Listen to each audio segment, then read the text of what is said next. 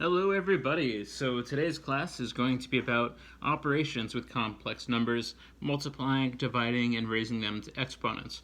Now you've already done multiplying and dividing in past years, and raising to exponents would just be multiplying over and over and over again.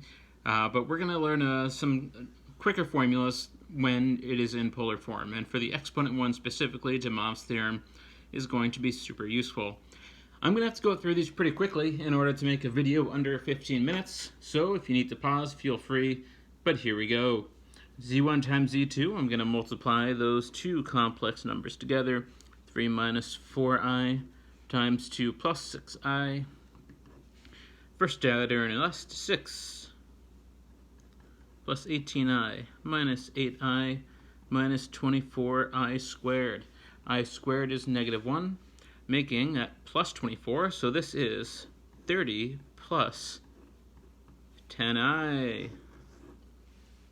Over here dividing, so this is going to be 3 minus 4i divided by 2 plus 6i. You may remember when dividing complex numbers, you multiply the top and bottom by the conjugate of the denominator, 2 minus 6i, and then you FOIL both parts. So on the top part, first outer and last, 6 minus 18i minus 8i plus 24i squared divided by 4 minus 36i squared. Since the difference of two squares, the middle terms cancel. Over here, 6 minus 24 is negative 18. Negative 18 minus 8 is negative 26i. 4 plus 36 is 40. We divide these, we can divide everything by 2. So this becomes negative 9/20 minus 13i over 40, or in decimal form, negative 0.45 minus, oops, that's a 20 there, excuse me, minus 0.65i. Moving on to z2 cubed. So z2 cubed means the complex number multiplied by itself 3 times, 2 plus 6i, 2 plus 6i, 2 plus 6i. Let's multiply those together first. First outer, inner, last.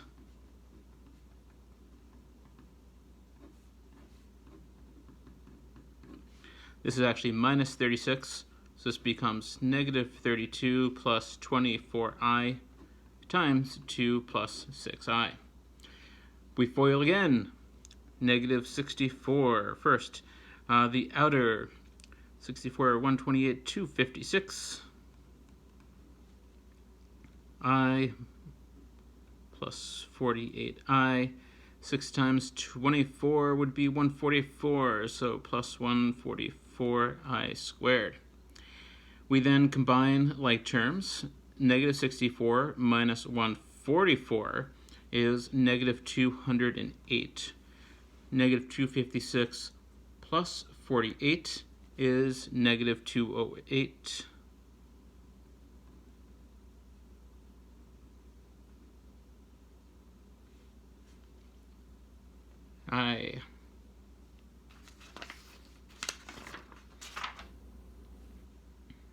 Something's messed up there. 32 times 6, so I did that wrong, didn't I? I multiplied too many times.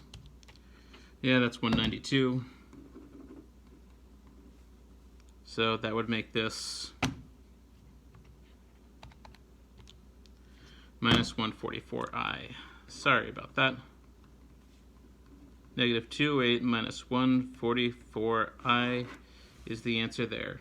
Okay, converting into polar form, if I plot z1 over here, 3 minus 4i is right here. It's a 3, 4, 5 triangle, so r is 5. If I do inverse tan of 4 divided by 3, I get 53.1.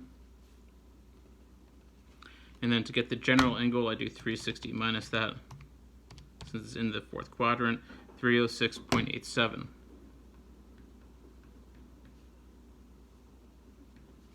So if I write this out, z1 can be equal to 5 times the cosine of 306.87 plus I times sine 306.87. And z2 is at 2 plus 6i. So that's about there. The radius would be equal to the square root of 2 squared plus 6 squared. Square root of 40 is 2 rad 10. And the theta value, it's in the first quadrant, so it's just going to be equal to inverse tan of 6 over 2, which is inverse tan of 3, 71.56. So, writing it in polar form, 2 squared of 10 times cosine of 71.56 plus I sine 71.56. That's a review of some things we did earlier in this week and earlier on in your mathematical lives. Now we're going to look at these three problems using some new formulas. So first, the product and quotient rules. So if we have two complex numbers in polar form like this, we can use this formula to multiply them and this formula to divide them. If you want to see why these work, there are plenty of good videos out there if you want a conceptual understanding. But for the sake of today's class, just accept that people have proved these and this is something that works. So z1 times z2, right here, I'm going to multiply the r values. That would be 5 times 2 rad 10, using these ones right here, times the cosine of the angles added together. So cosine of, and then if I add